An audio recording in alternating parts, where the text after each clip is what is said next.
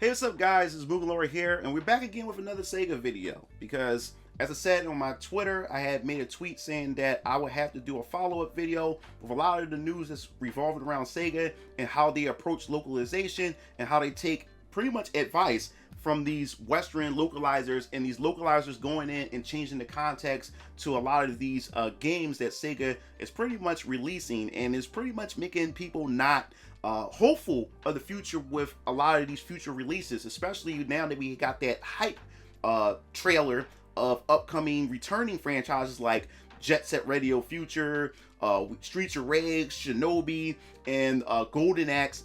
And now people are really tempering their expectations moving forward. Now that the fact is that we did talk about Yakuza Like a Dragon Infinite Wealth has pretty much got hit with another localization mishap or a bomb that really upset a lot of players, and also the new game Plus that was pretty much locked away behind the Deluxe and the Ultimate Edition that really had fans pretty much upset about that. So in this follow-up of this video, pretty much Sega official account was pretty much questioned and criticized by a lot of the fans that are out there when it comes to the localization, and also they had to update their harassment policy because of the constant, I guess, attack that they were getting from the community itself because of them sleeping in bed, I'm talking about metaphorically, with Western localizers and just with the Western ideology. So before we step into this video, make sure you hit that subscribe button, the notification bell for more gaming content here on this channel.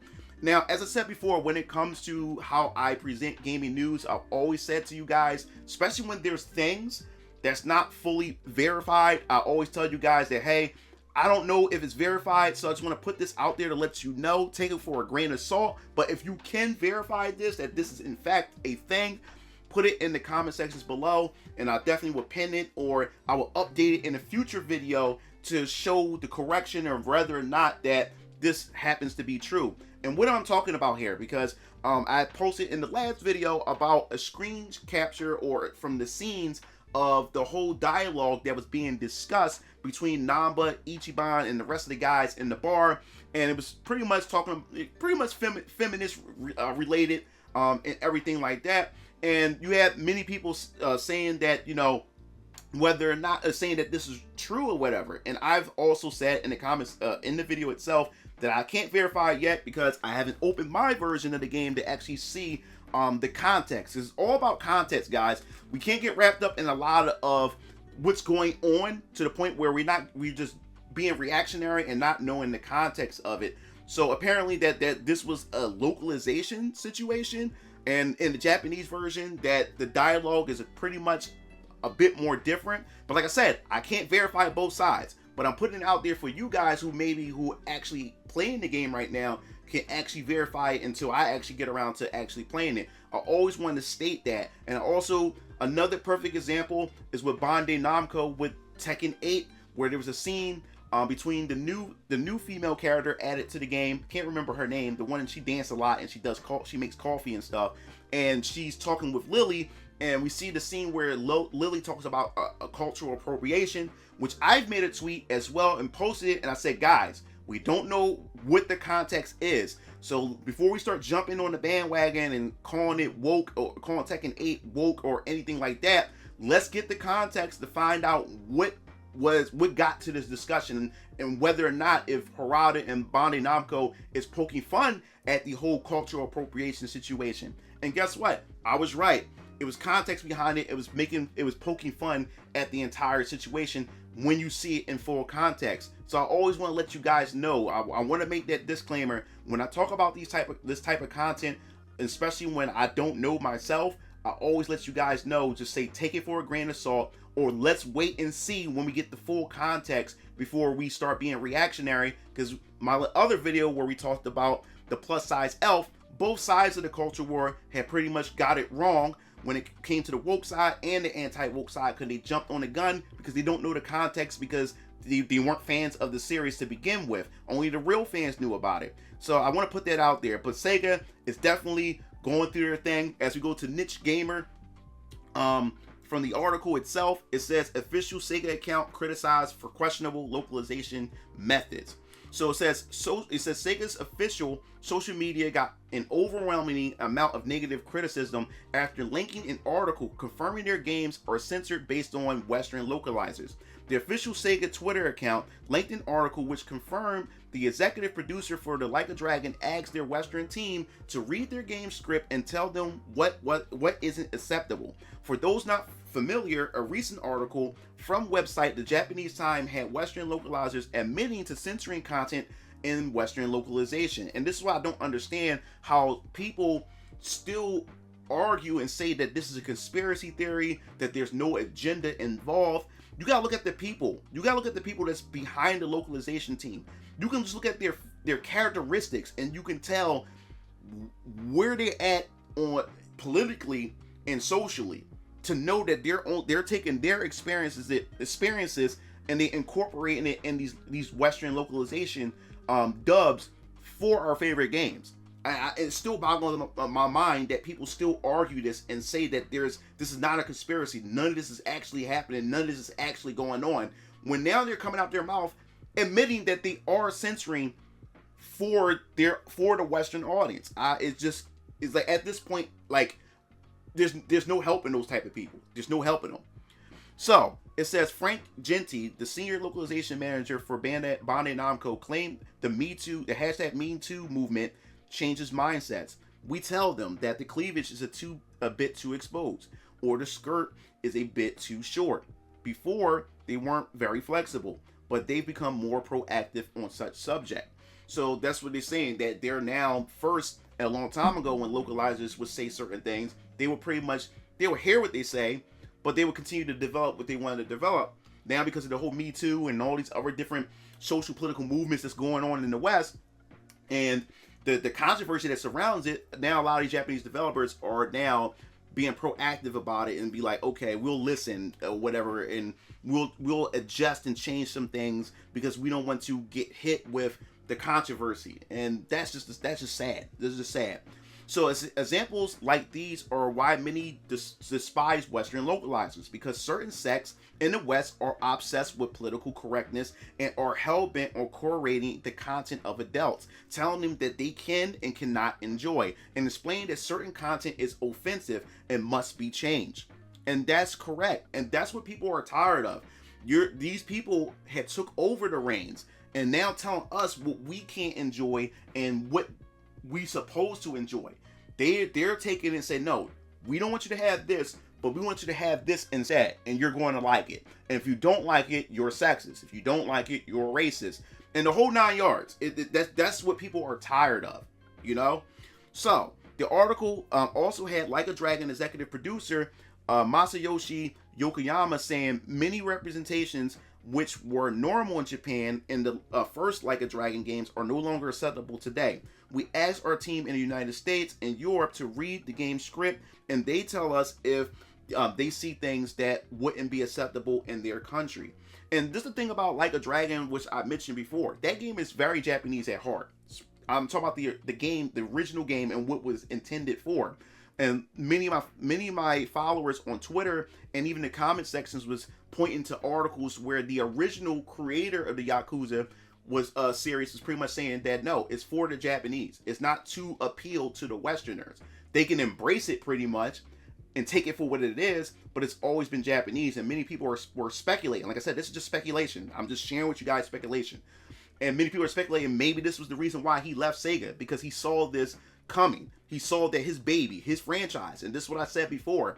This is why I'm passionate about this topic, is because, like I said in my last video about Stellar Blade, I'm also a creator. I'm working on my own IP and characters in my comic book universe and things like that. And eventually, when I go into video games and go into animations, I don't want studios to tell me how I'm supposed to represent my characters. I don't want executives coming in if I want my show to be on Netflix or I want it to be on platforms that, hey, how about we race bend your character when that wasn't my vision for that character? Or how about we make this character gay instead when that was never the vision for my character? So this is why I'm more passionate about it, because I'm looking at it from a creator's point of view. Keep my vision, keep everything intact. This is what I want to present. If you don't like my vision, then there's other people's visions that you can go out there. But I don't believe in changing it because you're trying to throw a net and cast it on a wider audience. Some things is not meant for everybody. That's how I see it. But I digress. So now it says, such a quote is telling, as Western consumers have no problem witnessing things that are offensive in their media. It's politically motivated localizers and developers in the West who are trying to control what is considered offensive. It's also mentioned briefly that the Yakuza series, now called Like a Dragon, most recent game, have gotten around 70% of their revenue from overseas, explaining how the West is starting to become more controlling of Japanese content. And this is what we're talking about. I said in that last video where pretty much the West is like the Grand Line from One Piece. And a lot of Eastern developers, especially Japanese developers, they want a piece of the Grand Line. So they figure in order to be able to sink their cells into the Grand Line, they think that there's a certain rule or guideline to be able to, that they need to follow or abide by in order to gain access to that Grand Line. And that's what's going on. And the West knows that. The West knows that, hey, like we are the central point, we're the vocal point of gaming in terms of consumption and sales. So now they have the leverage to be able to pretty much dictate what these games can and are allowed to do. So imagine when an industry now gets hijacked by a certain group of people or a certain activist group that took over it, hijacked it. Now they have the leverage to be able to spew and interject whatever social political beliefs that they have into these Japanese products. And that's really a shame. So, and then it says, the message in Japanese said, do you know about game localization, which translate games appropriately based on each country's language and culture? We were interviewed on the topic of localization, spotlighting the perfect opportunity many commenters are despised. Hateful Western localization posted comments expressing a disinterest in localization of practices, which I'll pretty much post on the side. You'll be able to see for yourself. But yes, there's a lot of people that are really upset by this, that they're going around, and this is how you lose customers. And I keep saying this. Japanese developers and these Eastern studios need to protect their culture at all costs. Right now, the West, we're going through a culture war right now. It's literally a culture war from both sides of the spectrum about the direction that we should take our country, socially and politically. And this is what's going on. And the thing is, other countries are getting hit as they're spectators, but they're also getting affected by it. And they need to protect their culture. The main reason why we go to your games, the reason why your games are what they are and people love them, is because it's Japanese. It's Japanese based. It's your culture. We like it because it's different. It's unique from what's going on in the West. This is why people are running over to you guys. What's the point if you're going to turn around and then interject all those Western ideologies and then now throw it in with your Japanese culture to the point it's hardly unrecognizable? Now it looks like anything else that you see in the West. You might as well just play Western games instead of just playing the Eastern games if you're going to just put the Western influences on it. So that's why Japanese developers need to just chill, sit back, and not feed into this nonsense and continue doing what they've been doing for the longest. They've been kicking the West's ass in terms of animations. Like I said before, now I don't really watch a lot of Western shows now. I watch it. My daughter, she got me hooked on Korean shows. A lot of Korean dramas, a lot of Korean action films and movies and everything. It's just a breath of fresh air. Like I can just watch. It's just a movie. And yes, that's the context for that. And then we also have Sega. They pretty much updated their harassment policy after fans criticized Like a Dragon localization. Sega has updated their customer harassment policy, which some fans are construing as a response to the recent criticism against the localization of Like a Dragon Infinite Wealth. The recent release title has left some fans confused whether that's comically miscast voice lines or just strange dialogue. On top of it all, Sega and Bandai Namco participated in recent articles with the Japanese Times explaining the rules of localization in selling their games. In the article, representatives from both companies appeared to proudly admit, which was the stupidest thing in my personal opinion, to making changes to their games for Western audiences. Sega at least seemed proud of their role in the article. The company, the official company X, former Twitter account, shared the article. The fan response has been swift, with comments under the Twitter post calling out Sega's localization of the game and the approach towards localization promoted in the article. Just today, Sega announced that they were updating their customer harassment policies, and even if this has been in the works for a while, the timing makes it seem as if it was a response to fan criticism. So yes, fans are really pretty much just fed up with it.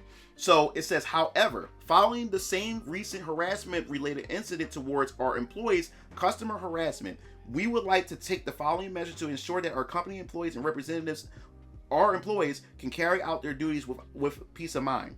So then an update. If fans send us an archive of their earlier customer harassment policies, and the new additions appear to as follows.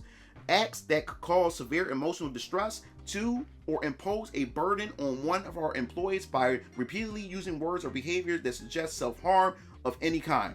Words or action that encourage or suggest self-harm of any kind by our employees or third party. Any act that which, from the viewpoint of protecting our employees from harm or distress, cause severe emotional distress, fear, or any other act that we consider to cause unacceptable levels of harm. So this is what the state that we have gotten into. Now, I would say this. If this is true, I would say to the people who are upset about this, we still have to be mature human beings. So if you are making death threats or whatever, I'm just saying if that is the case. Because I'm not saying, what I'm saying is, yes, there are crazy people out there, and there are people that's giving our movement or our group that's fighting against this a bad name. And those people need to be called out and say, yo, this is the wrong way to go about it. We shouldn't be threatening people. We shouldn't be doing any of that stuff. If our voice need to be heard, we speak with our wallet, or we voice our opinions like reasonable adults. And that's what we definitely need to do. So I also put that out there as well. But this also shows that the current state that we're in, and this social political war that we in when it comes to our entertainment being hijacked, this Western localization, and the fact is that Sega is probably stating that, yeah, this is what we do. We change things based on what our Western localizers tell us, and now they're getting a lot of backlash from this. So my thing about this is, when it comes to all this, I want to stay positive. What I mean by I want to stay positive, I think that a lot of these Japanese studios eventually, in my personal opinion, eventually is going to wake up or realize that, hey, wait a minute, maybe we shouldn't be doing this. Once they start seeing the money, their profits sinking, and when they starting to see too much of a backlash from their own fan base and content creators making videos about them, I think this is where they're going to eventually they wake up to it. And also, I also want to state is that we also starting to see, I think the first to actually do this is the manga department or the manga industry, where they're using AI to pretty much handle the localization, and they're pretty much using piracy as an excuse, which I covered in a video before, that they're using piracy as an excuse to be able to implement this AI so they can do simul releases. But I think this is a way for them to pretty much take control over the narrative and to be able to put out the product that the fans want at the end of the day. So I think if the manga industry is doing this, I think eventually Japanese studios are going to turn around. As far as Korean studios are concerned, we talked about Stellar Blade, they kicking ass right now. They kicking ass and taking names, and they don't care what any of these people say. They want to make the game that they want to make, which is also a good thing. And it's good to see that there's a lot of the Japanese community are now being aware of. They had no idea. A lot of the Japanese people had no idea that this is going on, and that their culture is being tampered with by the Western side of the world, especially when it comes to manga and now video games. And the cool thing about it is that there's a channel, a Japanese news station that pretty much covers the concerns that the West have for media and in gaming and stuff like that as well. And my video was featured on there, talking about Sega and talking about how Japanese studios their culture is being tampered or hijacked with the translation. And I couldn't believe that I was on a Japanese news station that's actually sharing that, and I was receiving a lot of love from the Japanese audience for it. And they even pinned my comment on the video as well. So they also want to fight this nonsense when it comes to Western localization as well. So I'll post a link in the description below so you can actually check it out to see what the video is all about. But I definitely appreciate all that love. So that pretty much wraps up this video. Let me know your thoughts in the comment sections below. What do you think about this whole situation with Sega and many other Japanese developers, you know, giving in or seeking advice and permission from Western localizers of what they should change, what they should censor before releasing it here to the West? So if you like the video, hit the like button, the subscribe button for more gaming content here on this channel. This is MugenLord signing off. I'll see you Game Fiends later. Peace out.